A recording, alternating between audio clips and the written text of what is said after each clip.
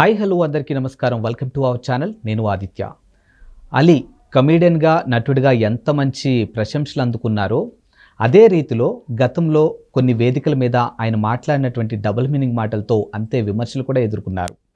గత కొంతకాలంగా వీటన్నిటికీ దూరంగా ఉన్నటువంటి అలీ సడన్గా డబుల్ స్మార్ట్ మూవీలో ఆయన ప్లే చేసినటువంటి బోకా క్యారెక్టర్తో మరోసారి విమర్శలు ఎదుర్కొన్నారు. So double smart movie flop అవ్వడానికి ఒక విధంగా అలీ కూడా కారణం అంటూ కొంతమంది నెటిజన్లు కామెంట్ చేస్తూ ఉన్నారు.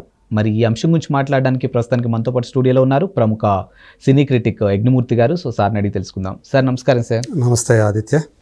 సార్ అలీ కమీడియన్గా, ఒక హీరోగా, ఒక నటుడిగా, ఒక క్యారెక్టర్ ఆర్టిస్ట్గా ఎంత మంచి పేరు తెచ్చుకున్నారో కొన్ని వేదికల మీద కో యాంకర్స్తో కానీ లేకపోతే అక్కడ గెస్ట్లుగా వచ్చిన కొంతమంది వాళ్ళ దగ్గర డ్రెస్ విషయంలో కానీ డబుల్ మీనింగ్ మాటలతో కొంచెం విమర్శలు కూడా ఎదుర్కొన్నారు. సరే కొన్నాళ్ళు దూరంగా ఉన్నారనుకున్న ఆయన చాలా రోజుల తర్వాత డబుల్ స్మార్ట్ మూవీలో ఆయన బోకా క్యారెక్టర్ చేయడం జరిగింది.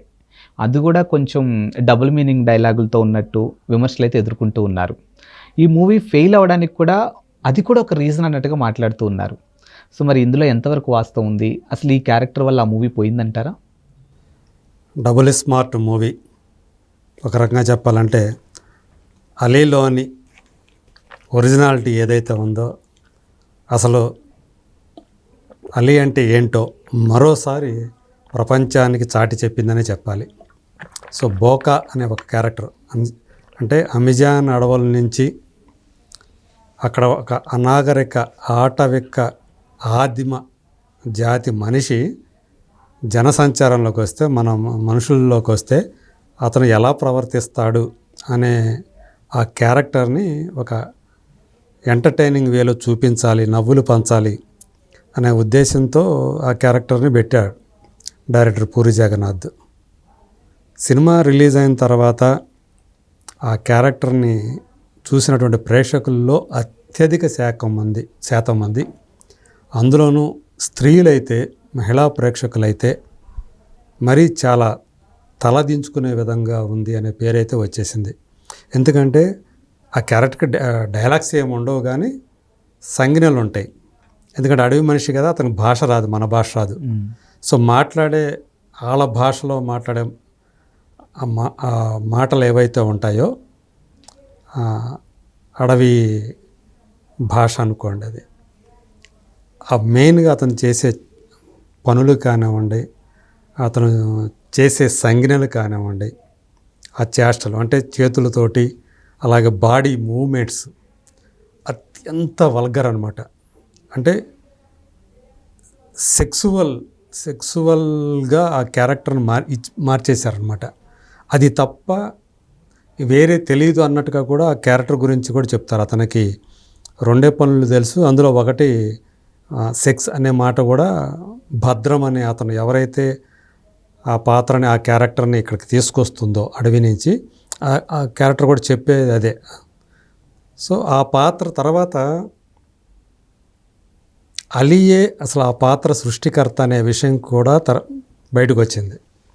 అంటే సినిమా రిలీజ్కు ముందు ఎప్పుడో గతంలో ఒకసారి ఈ క్యారెక్టర్ ఐడియా గురించి పూరి జగన్నాథ్కి తను చెప్పాడని, సో ఎప్పుడైనా అవసరం వస్తే ఈ క్యారెక్టర్ని వాడుకుందాం, చాలా బాగుంది అని చెప్పేసి అప్పుడు అందరూ మెచ్చుకున్నారు. ఆ క్యారెక్టర్ని గురించి చెప్పేటప్పుడే అందరూ కూడా, ఈవెన్ అప్పుడు ప్రభాస్ కూడా ఉన్నాడు, ప్రభాస్ కూడా విపరీతంగా పడి నవ్వాడు అని ఇట్లా చెప్పుకుంటూ వచ్చాడు ఆయన. సో ఇప్పుడు ఈ సినిమా చేసే ముందు పూరి జగన్నాథ్ అలీని పిలిపించి, అప్పుడు ఒకసారి నాకు నువ్వు చెప్పావు కదా భయ్యా, ఈ క్యారెక్టర్ ఇప్పుడు దీనికి ఇందులో పెట్టుకుందాం దాని అని చెప్పేసి తను పూరి జగన్నాథ్ అంటంతో అట్లా ఈ క్యారెక్టర్ వచ్చిందని కూడా ఆయనే స్వయంగా వెల్లడించాడు. సో ఈ పాత్ర సృష్టికర్త అలీనే అని చెప్పుకోవాలండి.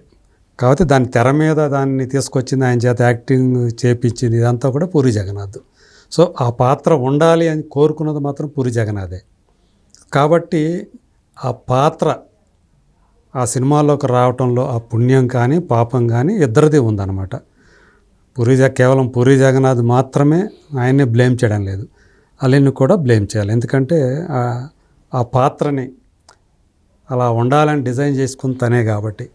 సో ఇప్పుడు ఒకసారిగా అలీ గతంలో చేసినటువంటి అనేక సందర్భాల్లో ఆయన అనేక ఈవెంట్లో చేసినటువంటి చేష్టలు కానీ డైలాగ్స్ కానీ ఇప్పుడు మరోసారి జనం గుర్తు తెచ్చుకుంటూ ఉన్నారు. లాంగ్ అంటే ఒకసారి ఒక 15 ఏళ్ళు 20 ఏళ్ళ క్రితంకి వెళితే అప్పట్లో ఆడియో ఫంక్షన్స్ చాలా విరివిగా జరిగాయి. అవును. వాటిలో ఈయన వ్యాఖ్యాతగా కూడా చేసిన సందర్భాలు చాలా ఉన్నాయి. అలాంటి టైంలో అనేక సార్లు ఆయన డబుల్ మీనింగ్ డైలాగ్స్ తోటి అప్పుడు ఆ ప్రేక్షకుల్ని అక్కడ ఉండే ఆ ఈవెంట్కి హాజరైనటువంటి ఎవరైతే ప్రేక్షకులు ఉంటారో ఆహుతులు ఉంటారో వాళ్ళని ఆయన నవ్వించిన మాట మాత్రం వాస్తవమే. కానీ అందులో దొర్లినటువంటి బూతులు కానివ్వండి ఇవన్నీ తర్వాత చాలా విమర్శల పాలయ్యాయి. అంటే నేను కేవలం జనాన్ని నవ్వించడం కోసమే అవి చెప్తున్నాను కానీ ఉద్దేశపూర్వకంగా కాదని అప్పట్లో ఆయన తనను తాను సమర్థించుకునే ప్రయత్నం కూడా చేశాడు. అలాగే సుమగారితో కలిసి ఆయన చేసినటువంటి కొన్ని అడల్ట్ జోకులు కూడా ఆ కాలంలో చాలా విమర్శలకు తావిచ్చాయి. ఒకసారి అనుకుంటా రాశీ ఖన్నా ఒక పెద్ద గౌన్ వేసుకొచ్చింది ఒక ఈవెంట్కి. ఆ గౌన్ మీద కూడా ఆయన డబుల్ మీనింగ్ డైలాగ్స్ తోటి ఆయన అంటే పంచులు అనుకున్నాడు ఆయన. సో ఈసారి ముందే చెప్తే నేను మిమ్మల్ని ఆ గౌన్ నేను పట్టుకొని వస్తాను, స్వచ్ఛ భారత్ నడిచి వస్తున్నట్లుగా ఉందన్న టైప్లో అర్థం వచ్చే రీతిలో, అంటే ఆమె వేసుకున్న గౌను కింద పారాడుతూ ఉంటే క్లీన్ అవుతుంది అన్నట్టు అనమాట. శుభ్రం క్లీన్ చేసుకుంటూ ఆ ఫ్లోర్ని కానీ అదే క్లీన్ చేస్తున్నట్టు అర్థం వచ్చేటట్లు అట్లా మాట్లాడటం. అప్పుడు కూడా చాలా అంటే తనకు అవసరం లేని విషయాలను కూడా అతను మాట్లాడటం, ముందే చెప్తే ఆ గౌను నేను పట్టుకొని అంటే కింద పారాడకుండా తీసుకొచ్చేవాడిని నేను అని మాట్లాడటం. ఒకసారి అయితే సైజ్ 0 ఈవెంట్ అనుకుంటా, ప్రీ రిలీజ్ ఈవెంట్, అందులో అనుష్క గురించి మాట్లాడుతూ కూడా చాలా వల్గర్ డైలాగ్స్ వాడాడని చెప్పి అప్పట్లో కూడా బాగా విమర్శలు వచ్చాయి. ఆమె థైస్ గురించి మాట్లాడాడు ఆయన. థైస్ అంటే ఇప్పుడు మనకు తెలుసు కదా, బాలయ్య అంటే బాలయ్య తొడగొడితే ఎట్లా ఉంటుందో మనం నరసింహనాయుడు సమరసింహారెడ్డి ఇట్లాంటి సినిమాలు చూసాం కదా, దాన్ని ఆయన అనుష్కకు అన్వయించి చెప్పాడు అనమాట. అనుష్క కొడితే ఎట్లా ఉంటుంది అని. సో ఈ type of vulgarity type of అంటే అక్కడ ఆయన ఉద్దేశం నవ్వించాలని అనుకోవచ్చు, కానీ దానికి ఈ డబుల్ మీనింగ్లు ఈ బూతులే ఉపయోగించాలా? ఎంత ఆరోగ్యకరమైన కామెడీతో కూడా జనాలు నవ్వించవచ్చు కదా. ఎన్ని ఇప్పుడు జంధ్యాల ఉన్నారు, జంధ్యాల ఎంత ఆహ్లాదకరమైనటువంటి కామెడీతో ఆయన నవ్వులు పండించారు. అట్లా చాలామంది చాలా సినిమాల్లో మనం మంచి మంచి కామెడీ చూసాం. కానీ అలీ పర్టికులర్గా కేవలం ఈవెంట్స్ మాత్రమే కాదు, తను వ్యాఖ్యాతగా చేసినటువంటి తను హోస్ట్గా చేసినటువంటి షోస్ ఏవైతే ఉన్నాయో అవార్డ్ ఫంక్షన్ వాటిల్లో కూడా ఆయన డబుల్ మీనింగ్స్ తోటి నవ్వించే ప్రయత్నం చేయటం. సో అంటే ఆయన ఒరిజినాలిటీలోనే ఆయన మనస్తత్వంలోనే అది ఉంది, అలాంటిది ఒకటి ఉంది అని మనం అర్థం చేసుకోవాలి. సో చాలా కాలం తర్వాత గత మనం చూసాం వైసీపీ ప్రభుత్వం ఉన్నప్పుడు ఆయన ఆ వైసీపీ పార్టీలో ఉన్నాడు, ఎలక్ట్రానిక్ మీడియా అడ్వైజర్గా కూడా ఆయన నామినేటెడ్ పోస్ట్ని అనుభవించాడు ఆయన.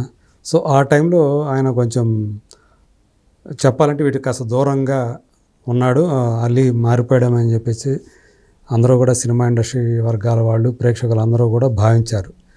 మళ్ళీ ఎప్పుడైతే ఈ డబుల్ స్మార్ట్ వచ్చిందో బోకా, దీంతో ఆ బోకా అనే క్యారెక్టర్, సో దానికి ఆ పేరు పెట్టడం కూడా చూడండి బోకా. సో దాన్ని ఇంకొంచెం వేస్తే వేరేగా అర్థం వచ్చేస్తుంది అది.